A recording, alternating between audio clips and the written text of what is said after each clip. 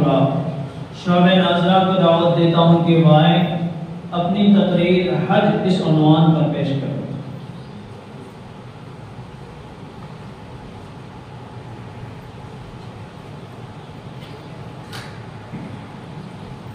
السلام علیکم ورحمۃ اللہ وبرکاتہ۔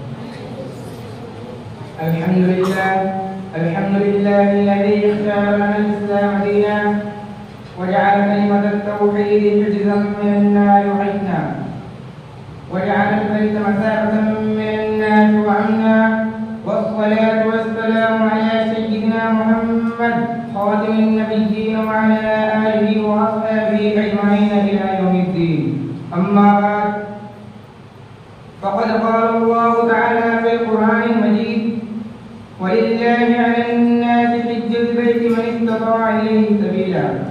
صدق اللہ العظیم۔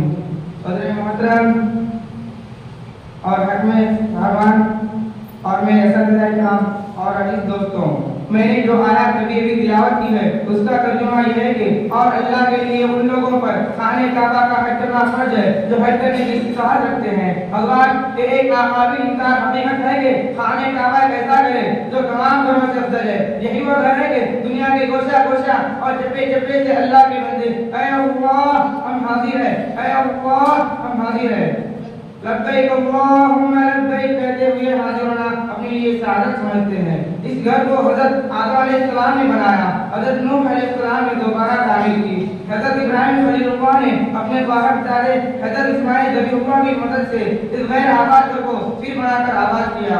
پیغمبر آخر الزمان حضور صلی اللہ علیہ وسلم نے اس کی مرمت میں حصہ لیا۔ آج بھی وہ گھر اتنا معزز ہے کہ لاکھوں مقدس انسان اس مقدس گھر کا طواف کرتے ہیں اور پھر ان کی سیری نہیں ہوتی۔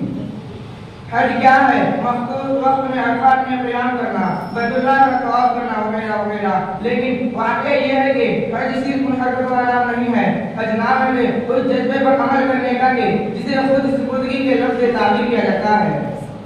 بندہ اپنی جان و مال، اپنی خواہش، اپنی حرکتیں خود ہی پروردگار عالم کو سپرد کر دے، ان کا نام حج ہے۔ بظاہر یہ حج ہے لیکن ایسا ہوا جس میں چلتا ہی چلتا ہو۔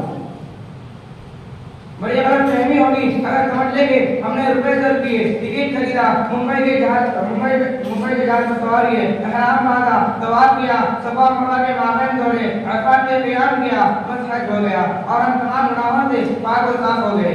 بظاہر یہ حج ہوا لیکن ایسا ہوا جس میں چلتا ہی چلتا ہو۔ وہ کون سا حج ہے جو انسان کو نومولود کی طرح معصوم بنا دیتا ہے؟ وہ کون سا حج ہے جو انسان کے تمام گناہیں دھو ڈالتا ہے؟ وہی حج ہے جس کا تذکرہ ہم اوپر کر چکے ہیں۔ آپ جب اپنا گھر چھوڑے تو ایک سوچ لے کہ ہم دنیا کے افکار سے آزاد ہو گئے۔ آپ جب احرام باندھے تو اس بات کا تصور فرمانے تھے ہم اب آئندہ زندگی میں کسی طرح کی گندگی کو پار نہ بھٹکنے دیں گے۔ آپ جب میدان عرفات میں قیام فرمائے تو سمجھ لیں کہ ہم میدان حشر میں خدا کے روبرو حاضر ہے اور آپ سے حساب کتاب کیا جا رہا ہے۔ البتہ آپ کی ہر حرکت و سکون اللہ کے لیے ہو اور اس ارادے سے ہوگے ہم اب برائی کی دنیا سے نکل جائیں گے اور حج کرنے کے بعد ایک ایسی زندگی کی ابتدا کریں گے جس میں معصوم بچے کی معصوم مسکراہٹ تو ہوگی مگر کسی ظالم مکار بندے کی زہر کھنڈ نہ ہوگی۔ دعا ہے کہ اللہ تعالیٰ ہم کو اور آپ کو فائدہ بخش نتیجہ خیز حج کرنے کی توفیق عطا فرمائے۔ میں تقریر ایک شعر کے ساتھ ختم کرنا چاہتا ہوں۔ دکھا دے یا الہی کو مدینہ کیسی بستی ہے، دکھا دے یا الہی کو مدینہ کیسی بستی ہے جہاں رات دن مولا کے لیے رحمت برستی ہے۔ وآخر دعوانا الحمدللہ۔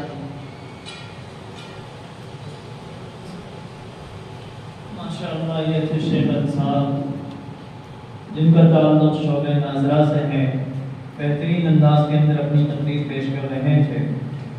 آئیے حضرات، میں ایک ایسے